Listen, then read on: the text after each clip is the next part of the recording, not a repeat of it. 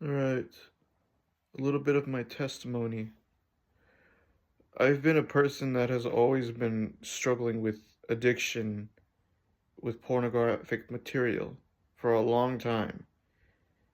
It's not a great thing if you beat that into your system as a young child. You get that into your system, that's not going to be an easy task. Alone, that is. But after the years starting to come, it went worse for me. Over times I let it like destroy me, destroy my relationships, destroy a lot of things for me. I was in a really great position. I was attacked by demons for a long time, attacked by the enemy because of my addiction and many other things. I lost my anger. I was quick to it. I was always very prideful in a lot of things. I never really trusted a lot of people. I always stuck my nose in games most of the time. I didn't really do as much of my schoolwork. In fact, I dropped out. It didn't go well for me. It was until last year when I think that's when it clicked after an incident at the hospital. I took some medications and it felt like I was gonna die. After that, I came home. I immediately just wanted to start going to church, and I just kept struggling with that for a while.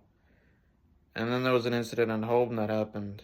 I left home for a while. I attended to Job Corps in Sacramento for a while. And so what ended up happening was I was being attacked a lot more by the enemy than I thought.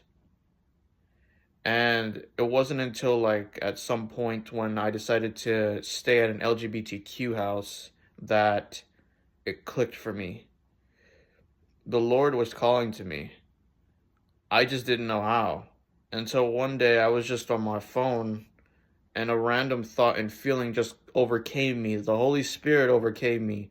All of a sudden I was crying and I was in tears out of nowhere. I was just like, it happened. It was like that. I'm like, oh, what's going on? Why do I feel like this? It was like all of this emotion and stuff just felt. I know what the attacking of the enemy feels like and what the influence of the Holy Spirit felt like, and it's all because of that moment. And ever since then, the Lord was calling to me to go back home to my parents. Go back home. You don't belong here. I don't want you to be in here. So that's what it turned out to be. So I eventually went back home and I struggled for a little while.